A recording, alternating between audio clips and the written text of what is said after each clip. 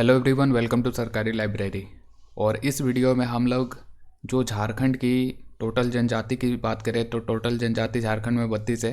32 में से 8 आदिम जनजाति है। तो उन 8 आदिम जनजाति का नाम सबसे पहले देख लेते हैं। एक हो गया परिया जनजाति, माल पहाड़िया, सोरिया पहाड़िया, बिरहोर, बिरजिया, असुर, सबर, कोरवा। तो ये टोटल 8 जनजाति जो झारखंड की है तो ये आदिम जनजाति है। तो उनमें से पहला जो है तो परिया आदिम जनजाति, तो उसके बारे में हम इस वीडियो में पूरे डिटेल में डिस्कस करेंगे। तो चलिए शुरू करते हैं। तो देखिए, अगर हम परिया जनजाति की बात करें तो सबसे पहले तो याद रखिए कि जो ये परिया है तो ये आदिम जनजाति है। ठीक है, तो यहाँ पे हम ऐड कर दे रहे हैं।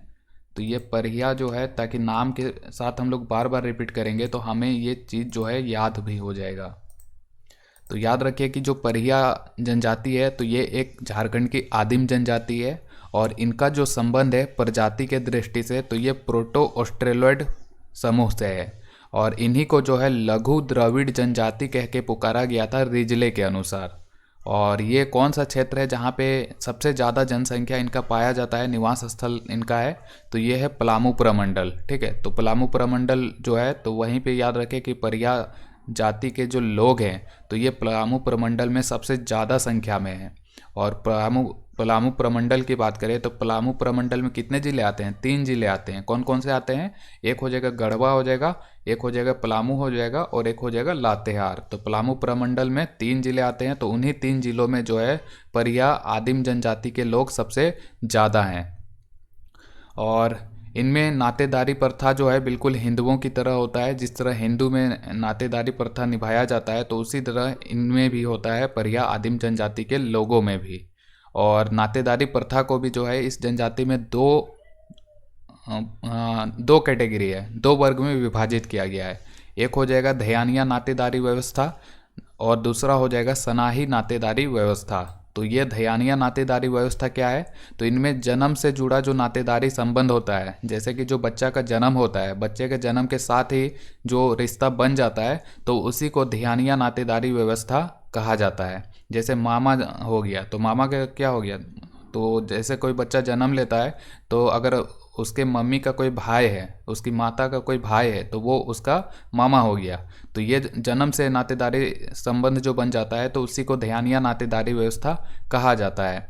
और इसमें जो सदस्य होते हैं तो उनको कुल कुटुंब कहा जाता है, यानी कि वो हमारे कुल का रिश्तेदार हुए हैं। ठीक है, तो वो हो गया कुल कुटुंब। इसी तरह देखिए सनाही नातेदारी व्यवस्था क्या होता है, तो इसमें क्या होता है, विवाह के द्वारा जुड़ा संबंध जो होता है तो उसी को कहा जाता है सनाही नातेदारी व्यवस्था। जैसे कि हमारा जो विवाह होगा तो जो हमारी पत्नी होगी तो पत्नी के जो रिश्तेदार होंगे तो उनके साथ जो हमारा रिश्ता बनेगा बाद में शादी के बाद तो उन्हें हम सनाही नातेदार कहेंगे। और उनके जो प्रत्येक सदस्य होते हैं तो उनको कहा जाता है हित कुटुंब। तो ये दोनों याद रखिए, नातेदारी प्रथा बिल्कुल हिंदुओं की तरह होता है।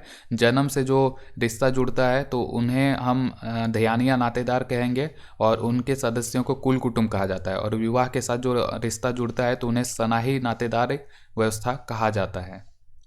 और इस जनजाति में अगर हम बात करें तो गोत्र व्यवस्था नहीं पाया जाता है। हिंदुओं में देखिए, हिंदुओं में जो है सभी लोगों का अपना गोत्र होता है। अगर आपको अपना गोत्र नहीं पता है तो अपने माता पिता से पूछिए या दादा दादी होंगे तो उनसे ज़रूर पूछिए अपने गोत्र के बारे में।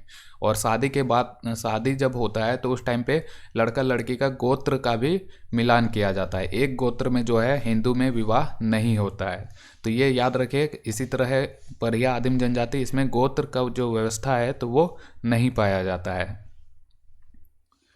और इसी तरह देखिए इसमें साक्षी प्रथा का प्रचलन भी नहीं पाया जाता है।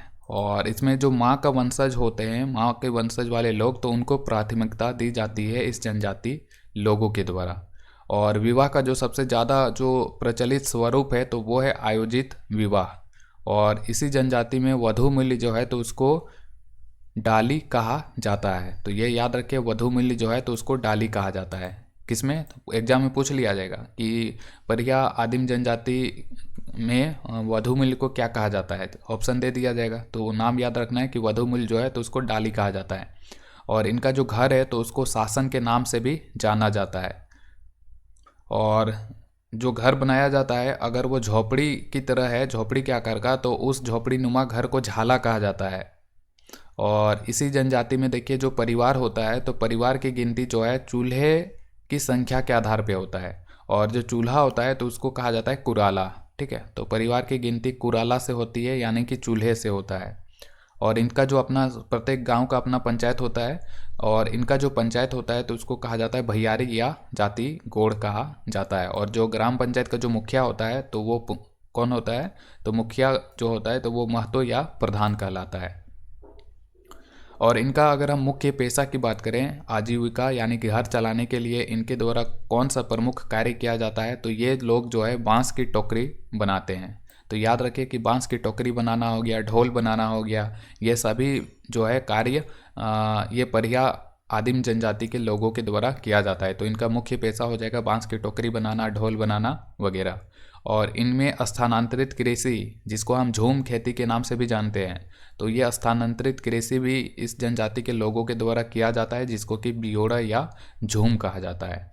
और इनका जो सबसे प्रमुख देवता हैं तो वो हैं धरती देवता। और ये अपने पूर्वजों का भी पूजा करते हैं। पूर्वज पूजा को इस जनजाति के लोगों के द्वारा मुआ पूजा कह के पुकारा जाता है। और जो धार्मिक प्रधान है तो धार्मिक प्रधान को कहा जाता है देहुरी, यानी कि जो पंडित वगैरह हैं इनका जो प्रमुख है पूजा पाठ जो करते हैं, तो उस धार्मिक प्रधान को देहुरी कहा जाता है। तो ये था हमारा परिया आदिम जनजाति के बारे में। इसके बाद हम देखेंगे फिर माल पहाड़िया जनजाति के बारे में, दूसरा वाला।